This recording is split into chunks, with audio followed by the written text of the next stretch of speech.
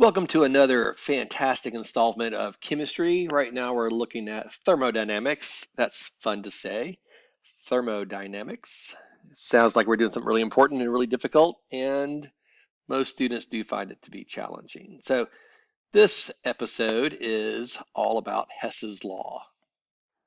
Hess's law is not a typical equation. Usually we're dealing with algebra equations that are set like MCAT or PivNerd or things like that, or just some kind of random dimensional analysis that we create. This is basically taking the concepts of algebra in which we can add multiple equations up to equal to a third, fourth, or fifth equation. So here, the notes that are given to you are in the screen, and we'll get to these things, but in essence, there's only two things we can do to set up our correct answers. And that is one, we're going to flip-flop the reactants and products. And two, we can multiply or divide. And sometimes instead of dividing, we'll multiply by a fraction, which is the same thing, by some factor across. So before we get to that, let's look at basic algebra. Here we have a couple of algebra equations, and they have unknowns of y, x, z, and q, and they equal each other across left to right. And then here, it looks like we're going to add them up right here. Now, we're going to talk about the left and the right of an equal sign. When we get to the chemistry reactions, we're going to be talking about the left or right of the yield sign. So reactants are on the left, products are on the right, and that's what we mean by left or right. So we'll get to that in 1 second. Right now, we're going to add these up. And if I just straight up add these up, things on the same side will add, such as 3x and 6x. Since they're both on the same side, meaning the right side of the equal sign, they'll just add. So 3x and 6x will be 9x.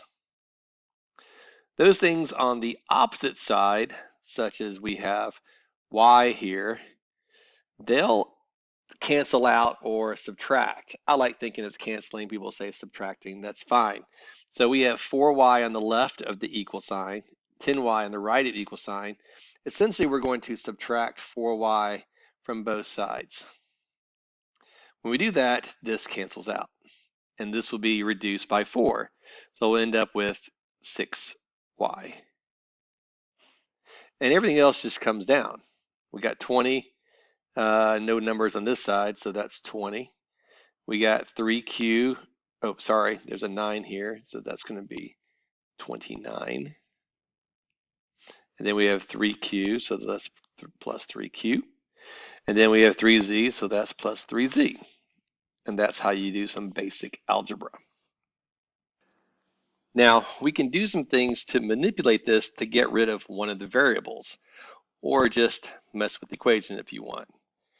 If we have 6x and 3x and we want to get rid of the x, what we can do is we're going to flip this equation around and then multiply it by some factor.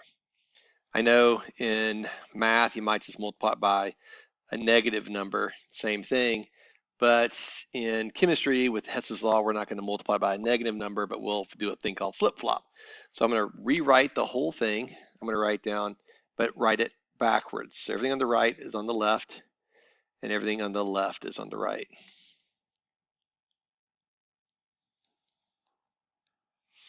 And we're not making another one, we're just redoing it. So we just manipulated it by flip-flopping. If A equals B, then B equals A. So that makes sense. So then when we do this, we got the x's on the opposite side now. I got 6x on the right, and I got 3x on the left.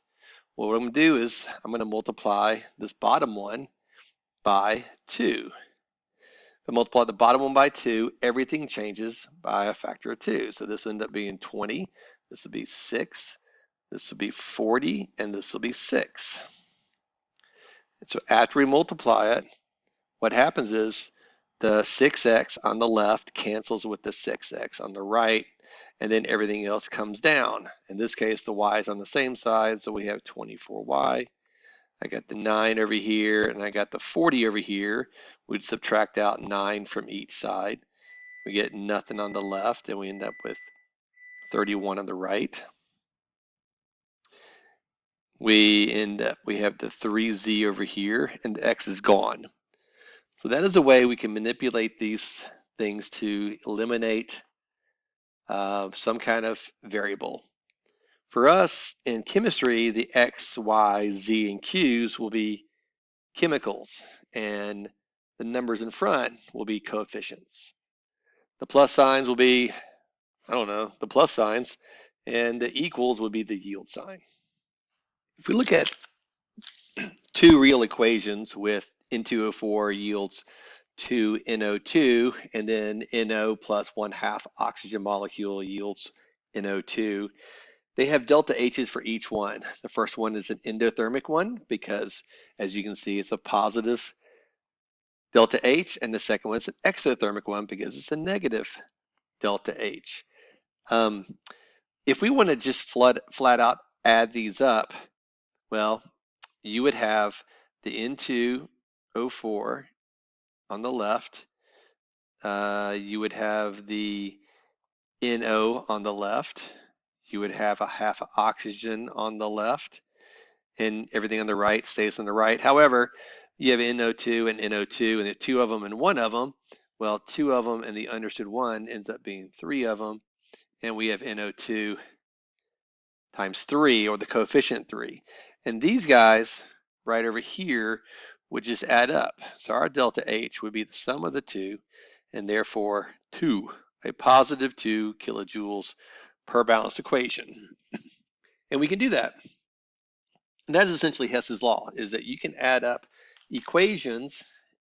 Now remember, these values are based on not only the reaction, but the direction of the reaction and the actual number of pieces.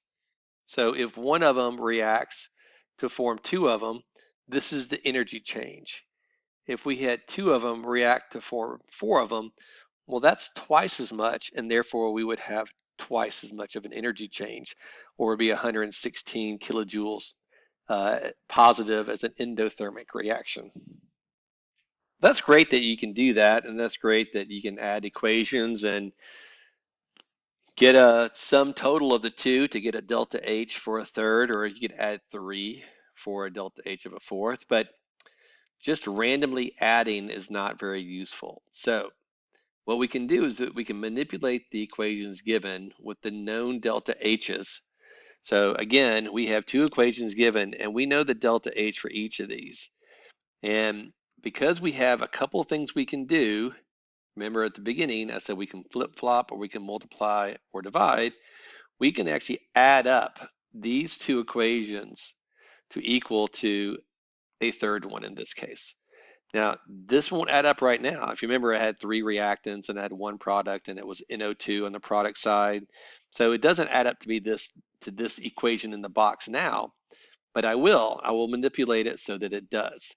So now, how do you do that? Well, famous analogy that it doesn't seem to work, so I probably need to get another one.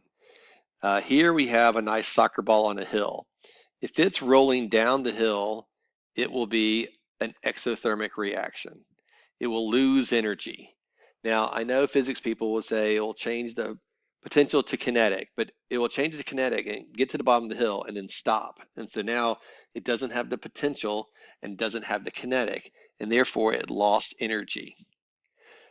On the other hand, if we want to get that same soccer ball and put it right back where it was, the delta H would not only be positive, it would be equal to the delta H negative, but opposite sign. It'd be an equal energy going from one direction to the other. So when we flip-flop a reaction, what was an exothermic reaction is now an endothermic, or what was an endothermic is now an exothermic, and the exact same energy value, just the opposite sign. So this first equation, if I rewrote it for no particular reason, I put NO2 on the left and N2O4 on the right, I've completely made it backwards. The products are reactants and the reactants are the products. The original reaction was an endothermic one. This is like a ball going up the hill. Now we have the same equation, but the ball going down the hill. So it'd be the exact same value, except it'd be a negative 58 kilojoules per balanced equation. On the other hand, if we got this and made the 2 into a 4 and the 1 into a 2, in other words, we multiply it by 2, we come over here and multiply it by 2. It's like money. If you buy twice as much, it costs twice as much. On these reactions, you're absorbing or releasing energy, and if you react twice as much, you'll absorb or release twice as much.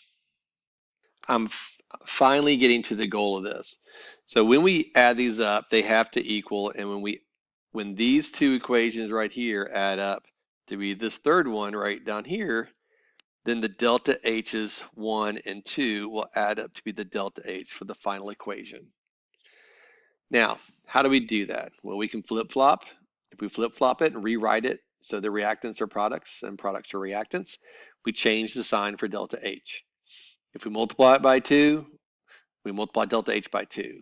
If we multiply it by 1/2, we multiply delta H by 1/2, or in other words, divide it by 2, cut it in half.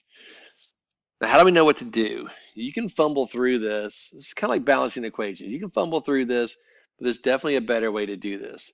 We want to look at each one of these in the final equation and see where it exists up top and how many times. And we want to find things that exist once and once only.